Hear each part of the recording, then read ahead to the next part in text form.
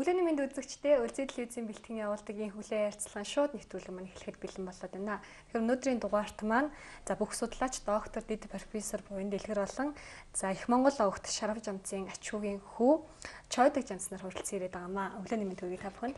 За сайн байна уу? Та бүхэнд өглөөний мэнд хүргэе.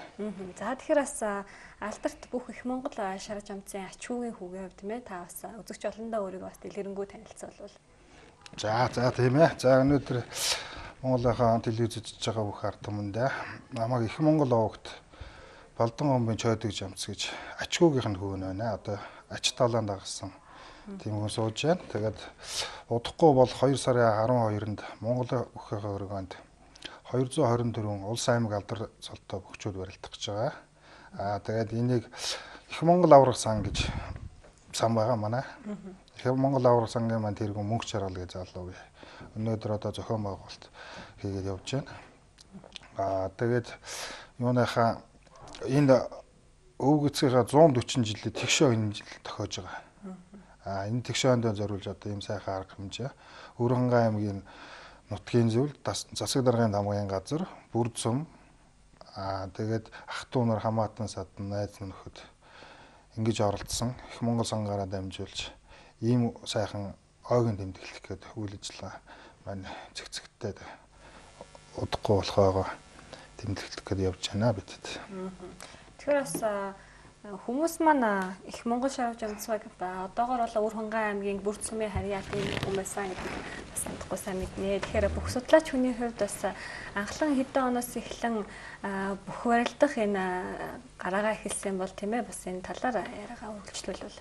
За тэр нь бол их Монгол аваргын барилдааны амжилт түүх бол улсын чанартай наадмуудад барилдсан түүх нь бол архивт хадгалагдсан үлдсэн байдаг. Тэрнээс ер нь бол өөрийнхөө намтар түүхэн дээр бол 18 наснаас эхлээд орон нутгийн болоод бусад барилдаанууд барилдж ийсэн тэмдэглэсэн байдаг юм л да. За тэгээд энд бол яг богдын даншигт барилдсан бол 1900 оноос эхлээд барилдсан баримтууд тэмдэглэгдсэн байгаа. За ингээ 1900 онд бол барилдахдаа 5 давсан байдаг.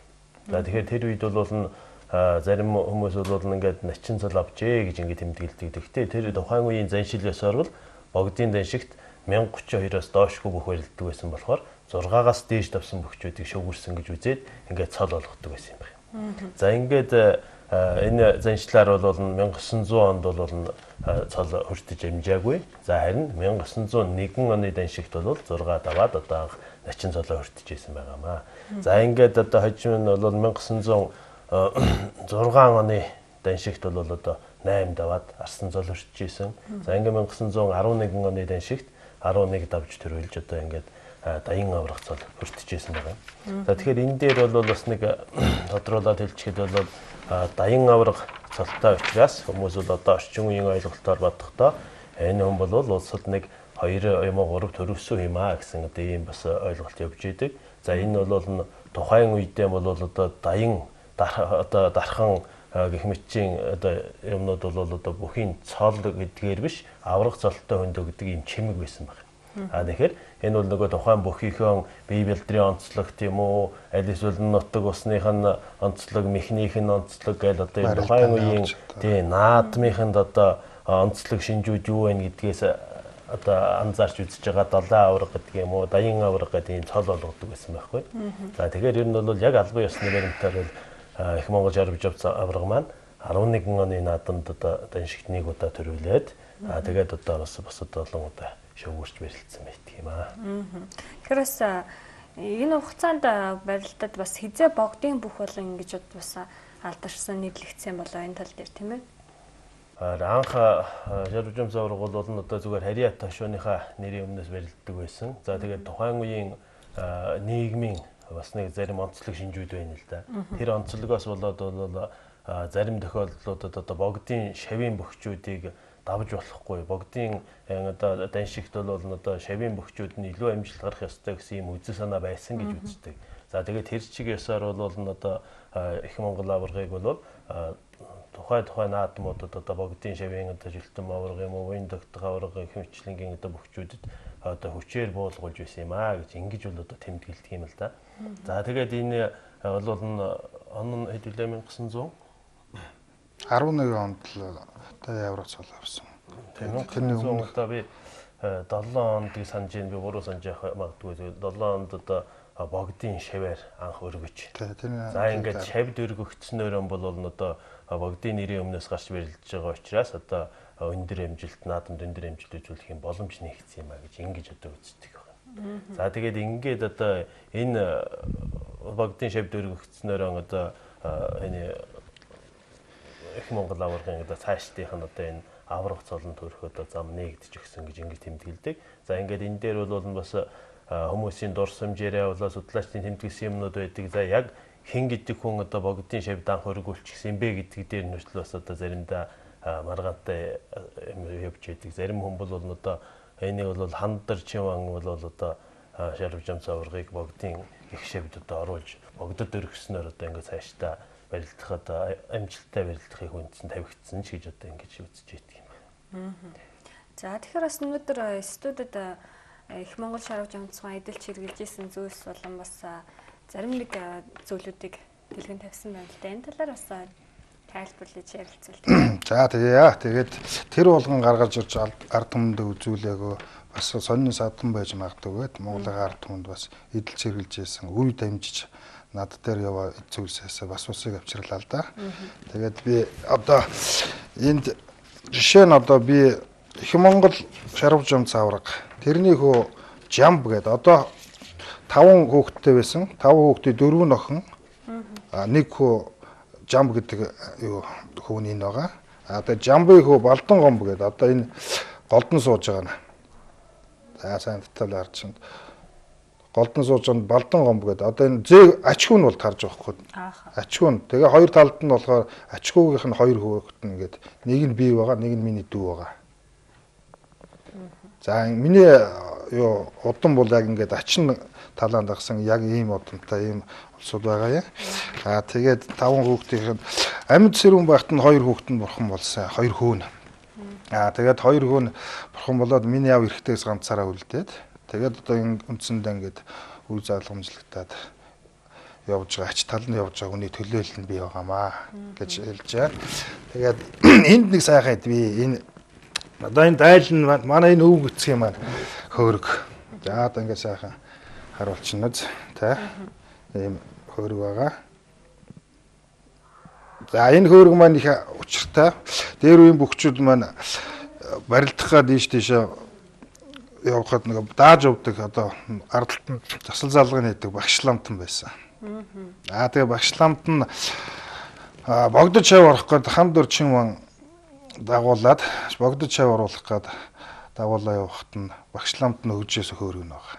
За миний богдод шав орох гэж юм чи гар хоосон явж болохгүй.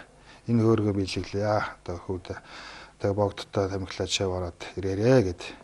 Тим түүхтэй тэр цагаас хойш маань өвөг эцэг маань одоо ингээд өв залгамжлуудын хүртэл над дээр ингээд одоо хадгалагдаа явж байна. Ийм сайхан ид байна.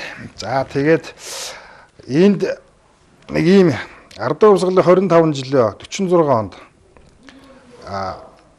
марш совьсонго машина өөрөө одоо ингээд нутаг руу өвөө маань нутагтаа байсан унаага явуулж урж авчирч тэнд барилдчихсэн. Тухайн үед одоо ингээд ийм өнөмлөх хадгалагдж явдаг. Одоо надаа ингээд тэ ингээд ийм сониос одоо өнөмлөх байна. Одоо та өөрөө уншаад өгчихсэн дээр баха. Чангатаад.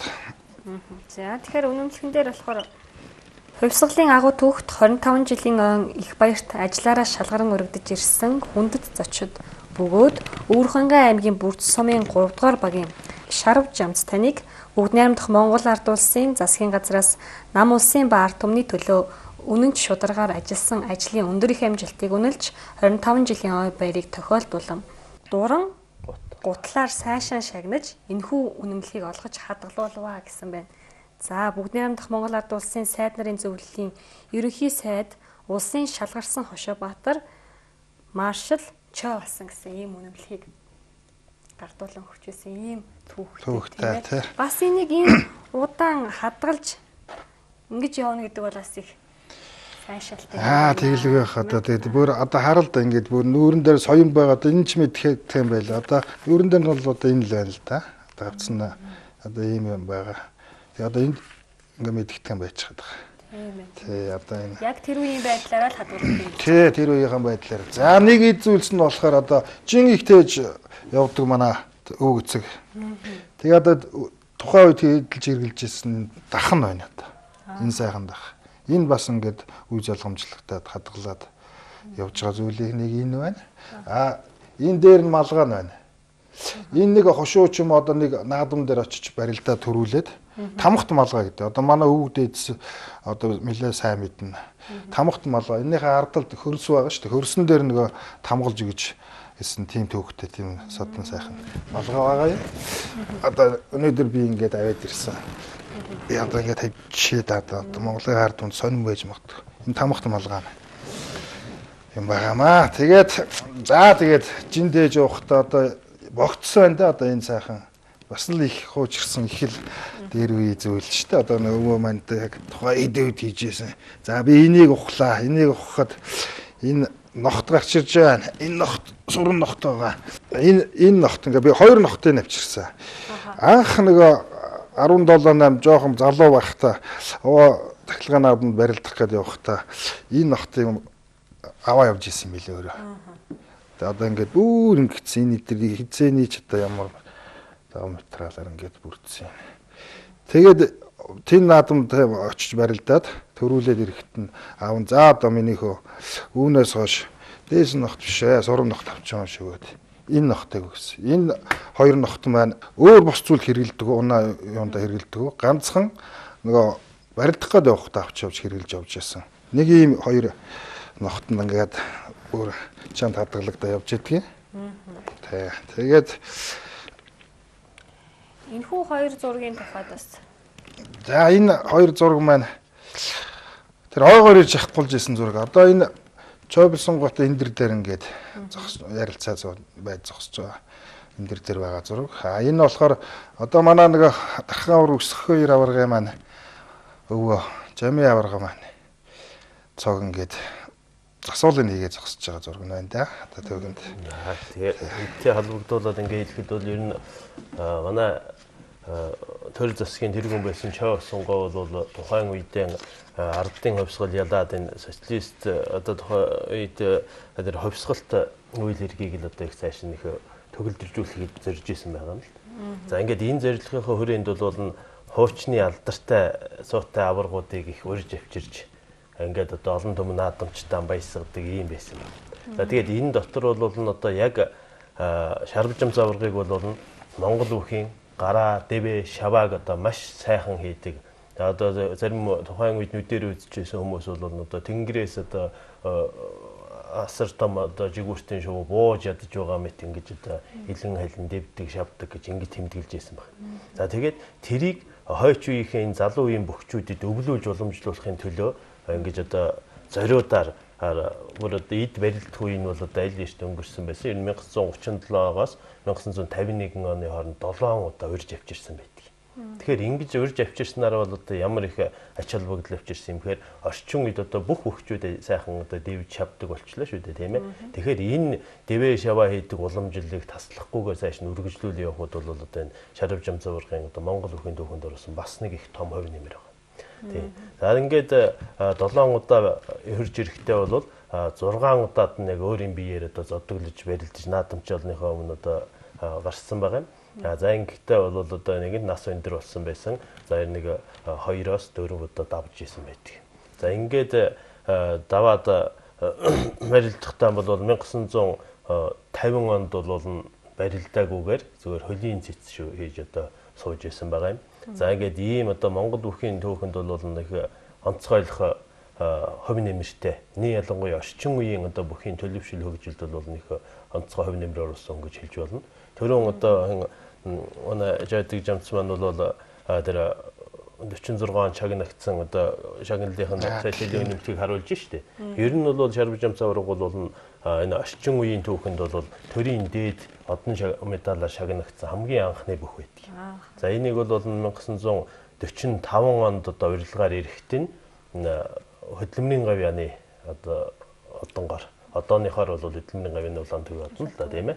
Тийм тэр одонгоор бол одоо шагнажсэн байгаа юм. За энэ шагнал бол ерөөсөө л 1921 онд хувьсгал яснаас хойш бөхчүүдийн барилдж исэн амжилтыг үнэлж өгсөн одоо хамгийн анхны шагнал. За энээс хойш гэх юм бол одоо Тархан аварга төвдөн дөрж гойд бол 1960 онд Буур жамын аваргад бол 1969 онуудад одоо спортын гавьяат мастер эдийг цол тэмдэг өгж байсан. За тэгэхээр энэ бидний дурдаад байгаа энэ аваргууд бол дандаа Монгол бүхийн төвхөнд орчин үед одоо хамгийн анхны гэгдэх одоо энэ тодтолтой зүйлүүдийг одоо ярьж болно л доо. Тэгэхээр бас бүх судлаач хүний хувьд ер нь тухайн үед шарвж амцгой одоо барилдаж исэн арга барил тийм ээ техник одоо тэр зүйлийг одоо байгаа бүхүүдтэй нэг харьцуулахад за энэ нэг төгсөж шүү гэсэн ч юм уу бүх бас байгаа юу бүх судлаач хүний нүдээр харахад тийм ээ. За энэ эхлээд одоо барилдааныхын тухай ярихын тулд нэг бие галбар хэмжээ дамжаа ярихгүй болохгүй болж байгаа юм л да тийм ээ. Тий. Тэгтээ зэрэг ер нь хүмүүс бол нэг 2 м 36 орчим сантиметр байсан гэж одоо ингэж ярьдаг. Тэгээд харахад ч тийм нэлээд том биетэй хүн байсан. Тэгэхээр энийг бол нэг нэлээд баталгаатай ер нь тэр вакцаа байсан болов гэсэн ойлголтыг бол яаж төрүүлээд байгаа хөхтэй зэрэг Монголын хамгийн өндөр хүмүүсийн тоонд ордог өндөр гонгор гэж байсан тийм ээ. За ингээд энэ өндөр гонгор гэдэг хүн бол одоо Даншигын цаан золтой бас бүх байсан шүү дээ. За ингээд 1911 оны Даншигын наадамд барилдахдаа бол 7-гийн даваанд өндөр гонгортой барилдсан гэж байна. За ингээд өндөр гонгортой барилдахад өндөр гонгорын өндрийн хэмжээг бол нэг 2 м 40 см орчим байсан гэдэг. Тэгэхэд их Монгол аварга бол нэг чихнийхэн орчмаар татаж байсан юм аа гэж ингэж хүмүүсүүдэд дурс тэмдэгсэн байдаг. Тэгэхээр энэ бол нэг ямар ч байсан 2 м 30 гаруй сантиметр өндөртэй байжээ гэж үзэж байна. Тэгэхээр одоо энэ өндрийн хэмжээ дамжааг бид нар яг өнөөгийн одоо эд барилж байгаа бөхчүүдийн бие галбиртай харьцуулахад бол бас нэлээд одоо хэцүү их одоо том хүн байна шүү дээ тийм ээ. Тэгэхээр яг барилдааных нь одоо хэм маяг галбирыг бол одоо тэрийг бүлэж аваад байна гэж хэлэхэд бас хэцүү юм. Хэцүү. Тэгээ яагаад гэх юм бол тэр 2 м гаруй жинтэй хүн тий ямар мэх хийж барилдах уу. Тэгтэл одоо метр 80 см-тэй хүмүүсийн хийж барилдаж байгаа барилдааны онцлог нэгдүгээрт байна. Хоёрдугаарт бол одоо бүхийн өмсгөл хувцс бол байнга ингээд хувьсаад өөрчлөгдөд ирдэг. Тэгэхээр одооны бөхчүүдийн одоо өмсгөл хувцс бол тухайн үеийн 100 жилийн өмнөх үеийн тэр бөхчүүдийн өмсгөлөөс их өөр байсан байна. Тэр үед бол байрцаадаа авах хялбар боломжтой энэ төр байж л да. Одоо бол хэр оргийн байрц авахд хэцүү болсон. Ийм онцлогтой байна. Жин мас гэл их ялгаа. Тэгээд ер нь бол гол төлөв өөрөө жоохон сэрвүү барилдаанд дуртай. Ер нь өөрийнх нь сургаалууд байдаг л да. Ер нь өөрийгөө цавахгүй, учраа бөхөн цавахгүй ингээд сайхан одоо хөнгөн шуурхай, төргөн шуурхай ингээд барилдах нь бол одоо нэр тэр хэрэг гэсэн л одоо ингээм одоо бодолтой байсан хүн байна. За тэгэхээр ер нь тэр үндсэн дээрээ чиг одоо их одоо хав барьцнаас удаан барьж золгодог барилддаггүй одоо ийм одоо өвөрмөц онцлогтой сэрвүү барилдаа хийж исэн баха гэж одоо ингэж үзэж байгаа. За тэгээд өөрийнх нь бас дурсаж ирсэн зэрэг ярэнаас үцгэд бол одоо их хүнд жинтэй лагс биетэй бөхчүүд энэ трийг бол бас унгаж одоо жишээ нь дорнод одоогийн дорнодын одоо басан лөндөө арсланг намхаа аврал усан баавар гэнтертэй одоо эд бас барилдаж байсан тэр арсланг бол одоо хайж байсан юм аа гэж өөрийнх нь дурсамжид өртлөөдөө байж идэх юм да. За тэгэхээр чойдог жамсахаас асуухад одоо бас ачуугийнх нь хүү тийм ээ удмын юм хүний хувьд одоогоор бас тийм удамд амьдсан удмын бүх хүн байгаа юу тийм ээ тавьдаг. За тэглэг ах одоо сум орон нутаг аймагтай бол сум аймгийн цолтой сайхан бөхчүүд байна. Одоо удамд амьдсан бөхчүүд. Тэрнээс гадна улсын цолонд хүрсэн гэхээр Дэмэр самуун ачин гэж байсан. Эд сайхан бяар эд 5 нас бүх юм тэгшрээд сайхан байх үедээ тэгээд зөөр дээр ингээд бурхан болчихсон. Одоо хондоо бол улсын цолонд хүрсэн бүх бол яг удмаас бол байхгүй байгаа. Орон нутагт бол цолтой сайхан бөхчөө барилдаг залуучууд байна. Одоо хойштой гараад хурчих одоо тийм магадлал өндөрт их сайхан залуучууд их байна. Тэгээд жил болгон бүрд сумандаа их Монгол аваргынхаа нэрэмжид барилдаа одоо сүүлийн 10 жил одоо манай энэ Мөнхөөс группийн захирал одоо Гамбат одоо энэ хүнээ бас дурдахгүй болохгүй аваргын нэрэмжид дан залуу бөхчөд жил болгон зохион байгуулж барилдуулж одоо хойч үеийг бэлдэж өгдөг тийм хүн байгаа. Та энэ Ганбаатарт маш их баярлалаа. Баярлж явдаг шүү. Ингээд өсөлтөд дамжуулаад Монголын ард түмнийхээ өмнөөс их баярлж байгаа шүү гэдэг бас тодтогч өгөхгүй бас болохгүй хаа. Өнөөдөр тэгээд энийг ярьсантай холбогдуулаад манай өвөө маань 5 хүүтэй байсан. Би газ дурдчихвол болох уу тийм ээ. За чулуун хүү гэдэг эхнэр нь бас их Монгол шарав жамц аварга. Эхнэр нь чулуун хүү гэдэг. За энэ хоёр хойны хүүхэд нь том нь дулам гэж байгаа. Байсан байгаа. Жаргал Жамп гээд Цэрэн найдамд ичин хорлоо гээд энэ 5 хүүхдийг өсгсөн байгаа. За ерөнхийдөө 10 хүүхэд байсан энэ дэсээр гад энэ 5 нь л нас биеийн төрөд айл олон тустай. Одоо энэ 5 хүүхдээс ингээд өөр хүүхд хойч нь бол ингээд маш их олуулан болцсон байна өнөөдрийн хувьд. Тэгээд энэ дундаас ганц хүү Жамп нь болохоор миний өвөө болж байгаа хүн байгаа шүү дээ. Тэгээд миний өвөө энэ Жамп гэдэг хүн болохоор 8 хүүхэдтэй байсан хүн. Тэр 8 хүүхдийн нь том нь Ламжуу ихч гээд одоо амьд сүрэн байна. Долгор жов, Цэнд сүрэн, Базар сад, Балдан гомб, Ханд сүрэн, Эренцэн ханд, Хөрлбаатар, Сэдэв сүрэн гээд ийм хүүхдүүдтэй байсан. Энэ одоогийн байдлаар бол 5, 6, 8 сэрүү орон нутагтаа ингээд ажиллаж амтраад үр хүүхдүүд сум суурин газар ингээд ажиллаж амтраад явцгааж байна да. Тэгэхээр их Монгол шарав жамцын 140 жилийн тэгш ой зориулсан бүхэн барилдаан бас сар шинийн их сорилгын барилдаан болох гэж байгаа. Тэглэгүй байх одоо ингээд сар шинийхээ одоо гал дахиад жилийнхаа босгон дээр сар шинийхаа барилдааны өмнө Улс аймгийн алдар цолтой 224 бүх сорилго барилдаан өвөг эцгийн маань нэрмжид зохион байгуулагдаж байгаа. Энэ бол их сайхан тохиолдол. Тэгээ манай бүх урилга өгсөн байгаа авраг арслан санжаа домбоц авраг эрхэм баяр авраг гэдэг маш одоо цагт ирсэн олон аврагууд тэгээд дээдлийн аврагууд дархан аврагууд бүгд дуулгацсан ба эрдцгэн гэдэг ирдсэн хилцгээсэн ярьдсан өөрцөн байцгааж байна одоогийн байдлаар. За. Тэгэхээр энэ дээр бол нэг жоохон тодруулга ингээ хийхэд бол их Монгол аваргын яг төрсөн он дээр бол бас нэг хэд хэдэн хувилбар яваад байдаг юм л да тий. Тэгэхээр энэ анх 1925 24 онуудын хүн амын тооллогын баримт бол улсын архивт байдаг. За тэр архивт тэмдэглэгдэж үлдснээр бол 1877 онд төрсөн гэдэг одоо ийм баримтуудад тэмдэглэгдчихсэн байдаг. Тэгтэл бол өөрөө архивт ярьж одоо бомцын дугаартай ярьж байгаа. Тэр ярилцлагыг нь бичээд одоо архивт хадгалчихсан ийм одоо ярилцлага байгаа. Энэ дээр бол өөрөө бол 1876 онд төрсэн шиг ярьсан байдаг. За ингээд мөн одоо тэр 1945 онд Маршал Чавсангийн гарын өсгтээ тэр одонгийн тэмдгэн дээр юу дээр үнэмлэхэн дээр бол идүүгээ 69 настай гэдэг ингээд насыг нь ингээд заагаад 1876 он болов гэж ингэж өдөө үзэхээр ингээд тэмдэглэсэн байж байдаг. Тэгтэл бол зарим судлаачид хүмүүс энэ төр бол энэ бас Монгол хүмүүс бол өөрийнхөө насан дээр европчууд ч биш хий насаа нэмж илдэг юм аа. Тийм учраас энэ 1878 онд төрсэн юм биш үү гэдэг. Ингээд одоо энэ нэг 2 3 юм хувилбар явж байна л да. За тэгээд энэ хувилбараас бол одоо юун дээр бол жишээ нь Монгол бүхий их нэвтрхий төлгээд 2013 онд одоо гаргасан одоо том бүтээлүүд тэн дээр бол жишээ нь 1878 онд төрсэн гэдгийг ингээд баримтлаад биччихсэн байж байдаг.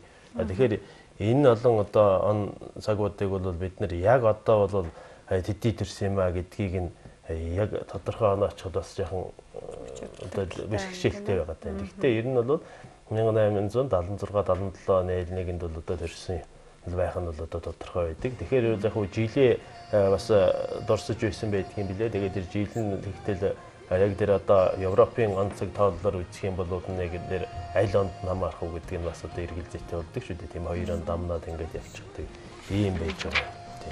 Тэгэхээр бас их Монгол шарав жамцхан бас тэмдэглэгдэн үлдснээр бол 50 орчим жил бас бүх барилдах тийм ээ бүхтэй юм холбоотой амьдралтай ингэж явж ирсэн гэсэн тэмдэглэл үлдсэн байдаг. Тэгэхээр ер нь бас та товч танил юу явал дурдвал тийм ээ бас амжилт болон цол хэрэгэм ямар байсан бэлээ гэдэг талаар. За ер нь бол их Монгол шарав жамц аварга бол яг төрийн хэмжээний улсын хэмжээний том наадмуудад бол яг баримт байгаагаар бол нэг 40 жил барилджээ. 1950 жил барилджээ. Тийм 1900 оноос эхлээд 1950 он хүртэл 51 онд бол хамгийн сүүлийн удаа барилдаад одоо зодог тавьсан шүү дээ, тийм ээ. Тэгэхдээ бас энэс өмнө бас орон нутгийнхаа наадмуудад барилдажсэн барилдаануудыг бол одоо дуртахгүй өнгөрч болохгүй.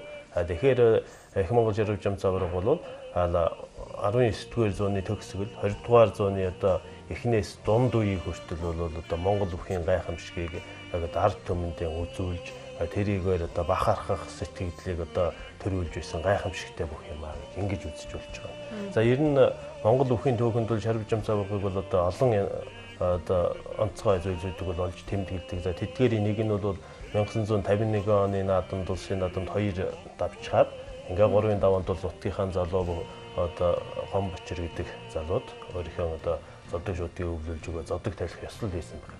За тэгэхээр энэ үйл явдал бол ер нь түүнээс өмнө чиг тэмдэглэгдэж үлдсээг бодиттой баримттай зүйл байдгүй түүнээс хойш чиг өнөө хүртэл бол яг албан ёсоор ингэж улсын наадам дээр зодог шуудыг шилжүүлж өгөөд ингэж одоо зодог тайлсан зан үйлийг одоо хүртэл хийхгүй байна. Тэгэхээр энэ явдал бол Монгол чуудын дунд одоо бүхийн зодог тайлах зан үйл гэдгийг одоо нэг бодитоор нь харуулсан бас нэг жишээ юм аа. Ингэж одоо үзэж болох юм байгаа юм л да. За тэгээд шарв жам заврагын талаар бол одоо нэлээд хэд хэдэн зүйлүүд бий нөгөө би түрүүн бид бас бие галбирийн талаар ярьсан. За ингээд монголчуудын дотор бол нэг бүхийг нэг 30 гаруй шинжээр шинждэг тухай дээр одоо энэ тэмдэглэл байдаг шүү дээ тийм ээ. За тэгээд эдгээрээс энэ төр үзэх юм бол зүгээр судлаачдын түүж олсноос нь харахад бол нэг 20-од шинж бол одоо ямар ч байсан бүрэлдсэн байжээ гэж үздэг тийм ээ. Бүхийн бол ерөнхийд нь бүх биеийн шинж, толгой талын шинж, цээжин бие гар талын буюу тэгээ төл талын шинж гэдэг ингээд 4 том хэсэг туваажгаад шинждэг шинжээ байгаа шүү тийм ээ. Тэгэхээр энэгээр бол шарв жам завраг бол яг тэр монголчуудын уламжлалт бүхөө шинждэг шинжд бол одоо их олон талаар одоо нийцсэн одоо ийм сайхан хүн байжээ гэдэг нь одоо эндээс бол харагдаж байгаа юм. За ингээд мөн одоо Монгол бүхийн түүхэнд үлдээсэн нэг том зүйл нь бол шарв жам заврагын одоо сургаал өвүүд байж байгаа. За энэ бол залуу бүхчүүдэд хандаад бүх бол өөрийнхөө насны онцлог тохируулаад мэхэн сонгодог байх хэрэгтэй ч байдаг юм уу? Хүн эрдэ шудраг шулуухан одоо сайн барилдаж нэрээ мөнгөчүүлэх хэрэгтэй. Аль эсвэл нь одоо даваа гордож байгаа залуучуудыг юм хөгшин настай ахмаг бүхийг амлж яваа таих нь одоо их муухай байдаг ч гэдэг юм. Ингээд үл яг одоо орчин цагт бүхийн амьдралд одоо их тулгамдж байгаа асуудлуудад одоо их үлгэр дуурай болох учраас одоо их сайхан сургаалуудыг хийсэн байдаг. Ингээд ашрамтанд ороход бол одоо энэ 12-нд үндэсний бүхийн барилдаан болно гэж байгаа. За энэний өглөө нь бол энэ Монголын мэрэгсэн нэгтлэн бодогчдын институтын одоо хурлын танхимд бол их Монгол аваргын талаар одоо эрдэм хүчилгээний хурал явагдана. За энэ хурал дээр бол намтар түүхийн төвчөөноос эхлээд барилдааны онцлог, бие галбирийн онцлог, за ингээд орчин үед ном бүтээлүүдэд яаж хэрхэн тэмдэглэгдэж үлдсэн гэх мэтлэнгийн одоо олон талын асуудлуудыг яг одоо хөндсөн юм хурал болох юм аа. Тэгэхээр их Монгол шарв жамцгуун намтар түүх болон цаасаа ярьлаа л да тийм ээ. Бүхий арга барил зам уламжлалын хэлсэн тэр үг одоо сургаал тэр бүхнийг харуулсан ном тохиомл дээр бас гарсан зүйлүүд байдгийн болов уу? Энэ тал дээр та яриул. Байлгах одоо энд бүх судлаач одоо энэ асуудлыг мань гаргасан энэ Өврийн сайхан хангаа бүрд нутгийн бүхчүүд гэдэг энэ номон дээр бас тэмдэглэгдсэн байгаа. Уранга аймгийн удамт бүхчүүд гэдэг ийм ном гарсан байгаа. Монголын түүхийн эрт эдээвгэх 33 домогт бүх гэсэн ийм бас ном байна. Тэгээд би сая нэг ном хаан тавьчих. Хожимо нөгөө бүрд нутагтаа аваргынхаа хөшөөг босгосон байгаа. Тэр үеэр одоо манай зээгүү Дамжин сарх тэрнийг зоригтой Баатар тэгээд ах トゥ нараар нь яаж дагнсан тийм аврагын тухай ном бүтээсэн байна. Тэр номоо би оргицсан юм уу тэр ячуу нэг газар. Тийм ном гарсан байгаа. Тэгээд олон сайхан бүх судлаачд ном байна. Ингээд архивд үлдсэн материал эдрээс ингээд олж хараад номнууд бол гаргацсан явагдаж байгаа. Тэрээс нь баримт кино хийгдсэн байгаа. 2 сайхан дуу зориулагдаад бүтээсэн байна. Нэг нь миний шүлгээр бас бүтчихсэн хөгжмийн зохиолч Лагавита хөрвсөрөн биш та. Тэр маань аян хийгээд сайхан дуу түгээсэн байгаа. Тэрийг гоё ардамд амьлуулж амьдруулж дуулж өгсөн. Манай цагдаагийн шүлж суулгааны дууч Нямхүүгээ залгуулсан байгаа. Их сайхан дуулсан. Тэд нартай баярлалаа гэж хэлээ. Дууны шүлэг зохиосон хүний хувьд тийм ээ манай студид өнөөдөр бас нэг шүлэгнээсээ дөрдөл уншиж үзүүлвэл. За ерөнхийдөө уул устай л холбосон. Тэгээд тэр хүнийхээ тэр үйл хөдлөлийн тэднэртэй ингээд зүүрлсэн л байдаг л та. Тийм утгатай. Хангаа нуруу шиг хөглөйсэн харьшгүй хүч давргаа гэдэг. Энэ хангаа нуруу, хинтийн нуруу, говалтан нуруу гэдэг дөрвөн том нуруу байдаг шүү дээ. Яг тэр манай тэр их Монгол улсын хүйс бүрдний нутагт хангаа нуруу байдаг аахгүй. Тэгс ингээд орж ирдэг. Тэрний үзүүрд их баг гэж 2 монгол уул байдаг. Тэгээд тэрийг ингэж товтгож жишээ нь оруулж гисэн байгаа. Тэгээ Орсон буур ямар гоё шаваатай ингээд ноцолдох гэж байна гэдэг л. Яг тэрийг хүнийг шаваа зогсож байгаа тэр сүрлэг амьтантай зүүрлж бас ингэж оруулж гисэн байгаа. Ингээд бүхэл ингээд онцлог өөрийнх нь хэв маяг онцлогийг харуулсан тийм утгатай тийм шүлэг бичсэн байна. Тэгээд бүрүүлсэн байна. Гоё сайхан хийгээд Нямхүү маань гоё сайхан дуулж ард түмэн түгээгээд нэгэн бүтээл болж гараад сайхан Монгол ард түмэн маань сонсож байгаа. Үнцэг болон бүрт сонссон бараг зарим дуулж сурцсан өдрөл байж идэг штэ тий. Сайхан.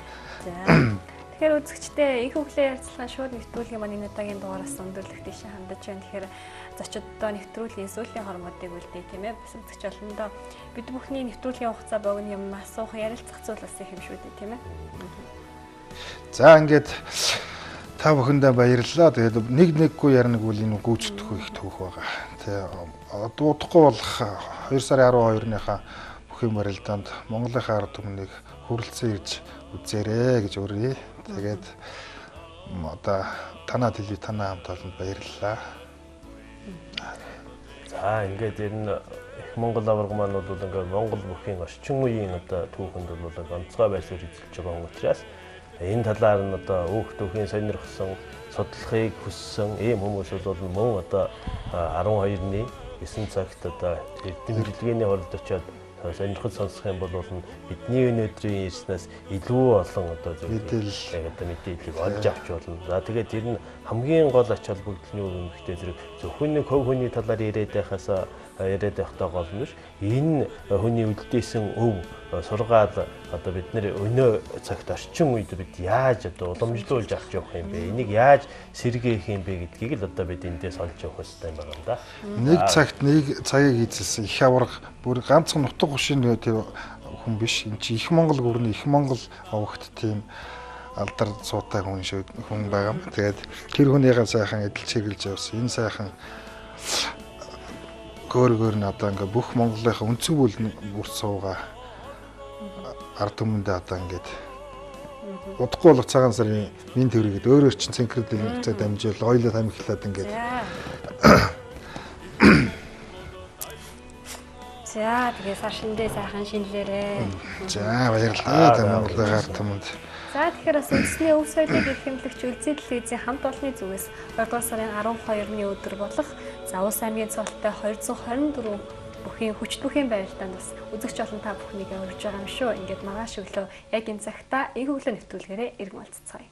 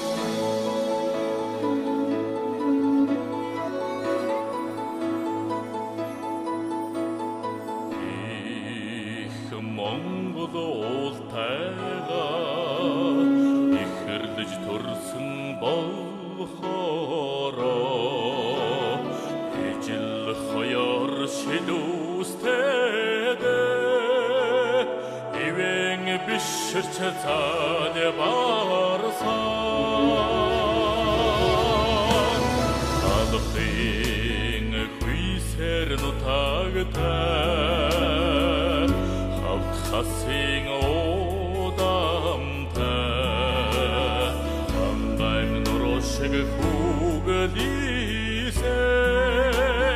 харшгүй хүчит даян аварга эд хава аднага хурдсан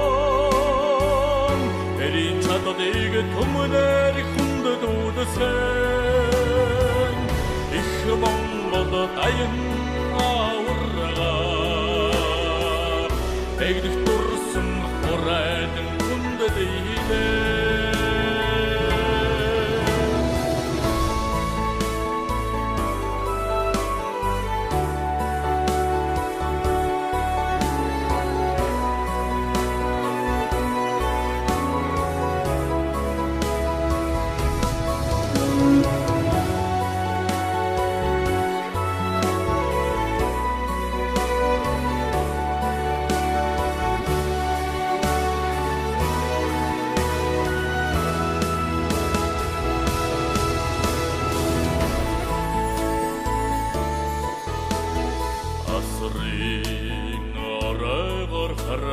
харагдсан авар хүчний гараатай үе мандалыг тэвжэндэр хүрэн бүргэдийн тэвэлтэй эд хава аднага хурдсан эрин чаддаг төмнөр хүнддүүдсэн их Монгол даян аварга эгдэх дурсан хурайдан хүнддэйлээ орсон буурын шавандан омогшин огших ардуудан оргөгцөн дан шиг наадмынхаа орон чимэг гэж